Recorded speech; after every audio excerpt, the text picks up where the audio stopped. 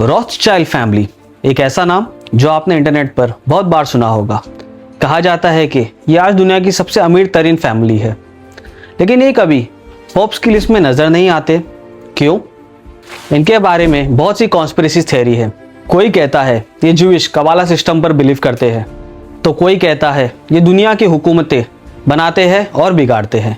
कहा जाता है कि इनके पास 1800 से ज़्यादा कासल और मैंशंस है, जिनकी कीमत $36 बिलियन से भी ज़्यादा है। 500 से ज़्यादा कीमती याश और ढेर सारे प्राइवेट प्लेन्स इनके पास है। लेकिन क्या ये सब सच है? चलिए तफसीर से समझते हैं।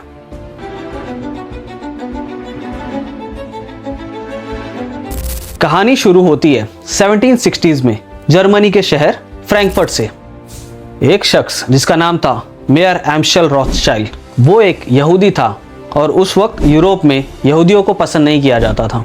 इसके दो बड़े रीज़न थे। पहला रिलीजियस रीज़न। क्रिश्चियन का मानना था कि हज़रत ईसा अलैहिस्सलाम को यहूदियों ने ही सूली पर चढ़ाया था। हालांकि हम मुसलमानों का ईमान है कि ईसा अलैहिस्सलाम को सूली से पहले ही अल्लाह रब्बुल इज़्ज़त ने आसमान में उठा लिया था। इसी वजह से यूरोप में यहूदियों को पसंद नहीं किया जाता था। और दूसरा प्रोफेशन, सूद। अब्राहमिक रिलीजन यानी कि तीनों, इस्लाम, क्रिश्चियनिटी एंड जुडाइज़म, तीनों में सूद हराम है। लेकिन यहूदियों ने इसमें भी एक हुज्जत निकाल ली कि यहूदी एक दूसरे को सूद नहीं देंगे, बल्कि वो दूसरों को यानी मुस्लिम, क्रिश्चियन या अदर कोई कम्युनिटीज़ को लोन देकर उनसे सूद वसूल करेंगे। यहाँ से बैंकिंग और इंटरेस्ट बेस्ड सिस्टम का आगाज़ हुआ। मेयर एम्शल बचपन में रबाई बनना चाहते थे, यानी कि जूइश के जो रिलीजियस लीडर होते हैं वो। लेकिन बचपन में ही उनके माँ बाप के इंतकाल के बाद उसे बैंकिंग इंस्टीट्यूट में काम करना पड़ा। वो इतना स्मार्ट था कि बहुत जल्द बड़े बड़े प्रोफेशनल्स का अकाउंट मैनेज करने लगा। मेयर को एक कमाल का आइडिया आया। उसने सोचा अगर हम आम लोगों को कर्जा देंगे तो वापस लेने में बहुत प्रॉब्लम्स आएंगी और लोगों की बातें भी सुननी पड़ेगी। क्यों ना यही काम यूरोप के किंग्स, लॉर्ड्स और अमीर तरीन लोगों के लिए किया जाए।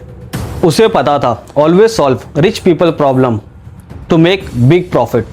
वो यूरोप के एलाइट क्लास के बैंकर बन गए। वो वॉर्स के लिए पैसा देने लगे। लेकिन क्यों? क्योंकि वॉर्स क्रिएट डेप्थ, मतलब जंगों से कर्जा बढ़ता है और कर्जा मतलब ज़्यादा सूद। अब यहाँ पे उन्होंने एक स्मार्ट मूव खेला।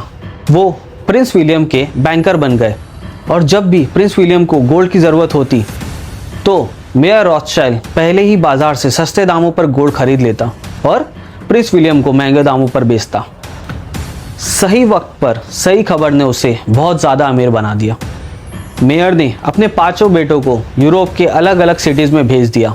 England Nathan, France James, Austria Solomon, Italy Carl and Germany Amschel. उसने कहा तुम सब बैंकिंग हाउस खोलो, लेकिन सबका नाम होगा रॉथस्चाइल्ड, क्योंकि उसका मानना था कि जब तक यूनिटी है तब तक ही स्ट्रेंथ है। उसके हिसाब से जब लंदन से पेरिस पैसा भेजना होगा तो गोल्ड कैरी करने की ज़रूरत नहीं पड़ेगी। सिर्फ एक लेटर लंदन से पेरिस की तरफ रवाना होगा और उस लेटर में लिखा होगा कि आप इस शख्स को इतना पैसा दे दो और वहाँ पे पैसा दे दिया जाएगा। इस तरह उसने दुनिया का पहला इंटरनेशनल बैंकिंग नेटवर्क बनाया। You are 5 brothers. I want you each to start a banking business in a different country. One to go and open a house in Paris, one in Vienna, one in London. Choose the most important centers, so that when money is to be sent from here to London, let us say, you won't have to risk life and gold and kill. Here in Frankfurt, we'll just send a letter to Nathan in London saying pay so-and-so, and that will be offset by loans from London to Frankfurt. Understand? In your day, there will be many wars in Europe, and nations that have money to transport will come to the Rothschild. No one brother must be allowed to fail while another brother succeeds. One family, Rothschild. 1811 में Nathan Rothschild ने London में अपनी company शुरू की। उसे एक बड़ा client चाहिए था। उस वक्त फ्रांस का नेपोलियन पूरे यूरोप पर कब्जा करना चाहता था और इस वजह से इंग्लैंड डर रहा था। 18 जून 1815 को बैटल ऑफ वाटरलू हुई। नेतान ने अपना एक स्पाई नेटवर्क बना दिया था।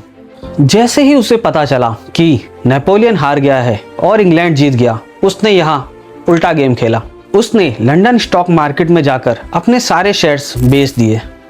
लोगों में एक पैनिक फैल गया कि अगर रॉथस्चाइल्ड शेयर बेच रहा है इसका मतलब है कि इंग्लैंड हार गया, और लोगों ने वही किया जो हमेशा करते, सारे शेयर्स कम भाव में बेच दिया।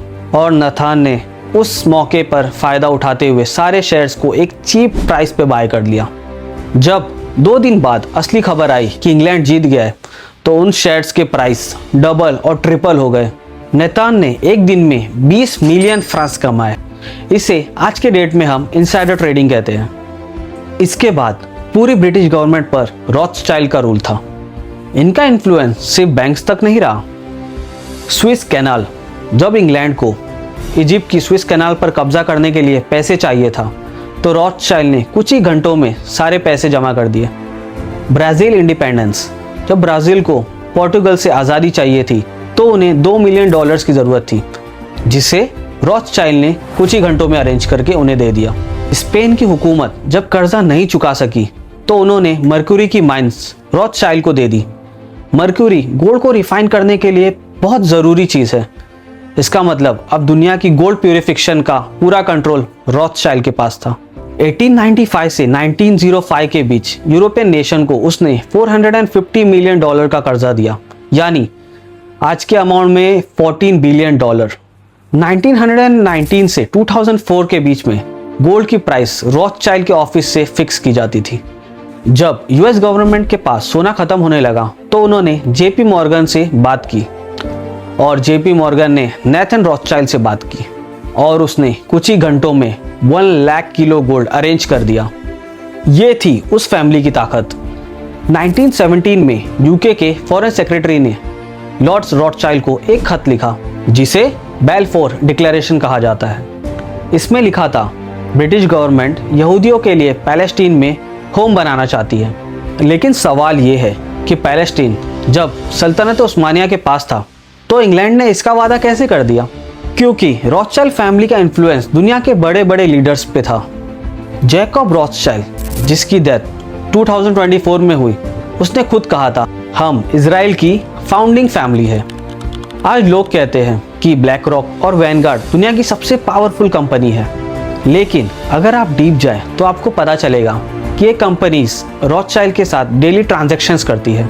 2007 में उसने बैंक ऑफ चाइना के साथ एक डील किया, जिसके बाद उसकी प्रोडक्ट चाइना के 10,000 ब्रांच में बेची जाने लगी।